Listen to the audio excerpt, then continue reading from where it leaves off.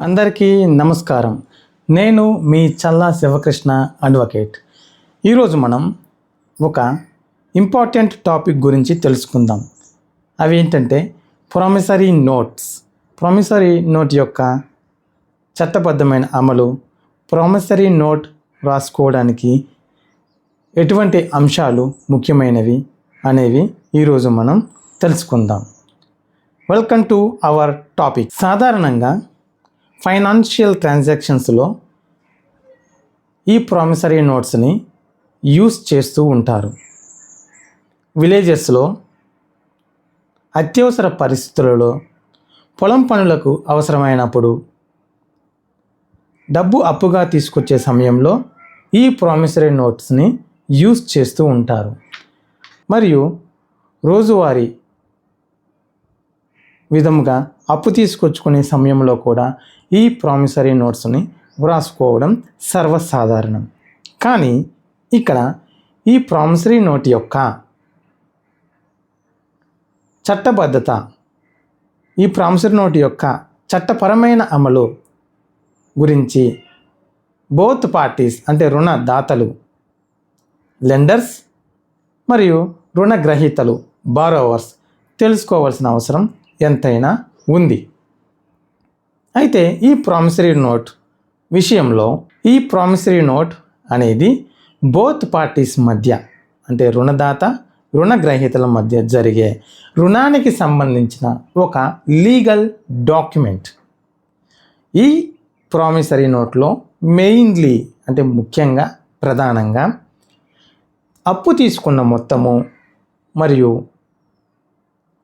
ఆ తీసుకున్న అప్పుకి వడ్డీ రేటు మరియు అప్పు తిరిగి చెల్లించే తేదీ లేదా సమయము మరియు ఈ రాసుకున్న ప్రామిసరీ నోట్ యొక్క చెల్లుబాటు తేదీ విషయములు ఈ ప్రామిసరీ నోట్లో ముఖ్యంగా పొందుపరచబడతాయి కూడా.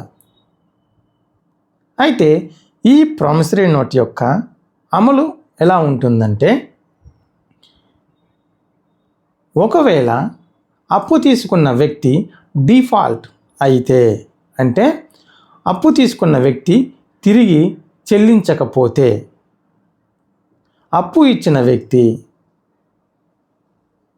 ఈ ప్రామిసరీ నోట్ని ఉపయోగించి కోర్టులో చట్టపరమైన చర్యలు తీసుకోవచ్చు. సంబంధిత కోర్టు ఇట్టి విషయంలో డిఫాల్ట్కు సాక్ష్యాలను మరియు ప్రామిసరీ నోట్ యొక్క చెల్లుబాటు అయిందని నిరూపణను కోరుతుంది. అదేవిధంగా అయితే ఈ ప్రక్రియలో ముఖ్యంగా పత్రాలను సబ్మిట్ చేయడం మరియు అవసరమైతే విచారణలకు హాజరు కావడం చాలా ముఖ్యం. అయితే ఈ ప్రామిసరీ నోట్లు చట్టపరంగా ఆమోద యోగ్యతను పొందడానికి కొన్ని ముఖ్యమైన అంశాలు ఉన్నాయి.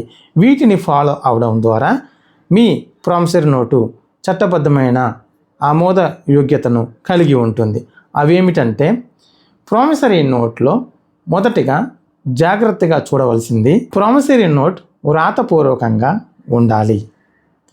అప్పు తీసుకున్న వ్యక్తి యొక్క పూర్తి పేరు చాలా స్పష్టంగా ఉండాలి. అదేవిధంగా షరతులు లేకుండా ఉండాలి. ఈ ప్రామిసరీ నోటు ఎవరి పేరు మీద వ్రాయబడింది, ఎవరికి ఇవ్వాల్సిన అవసరం ఉంది అనేది కూడా ఉండాలి.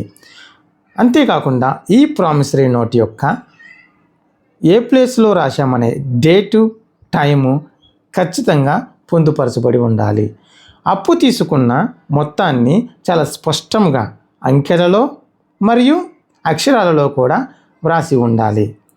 అదేవిధంగా ఈ ప్రామిసరీ నోటు పైన రెవెన్యూ స్టాంపు అంటించి దాని మీద సంతకం చేసి ఉండాలి.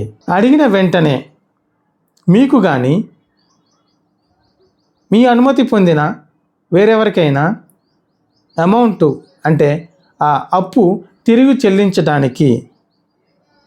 చెల్లించగలను, నేను సిద్ధంగా ఉన్నాను అనే బేషరతు నిర్వహణ జరిగేలాగా ప్రామిసరీ నోట్లో చూసుకోవాలి.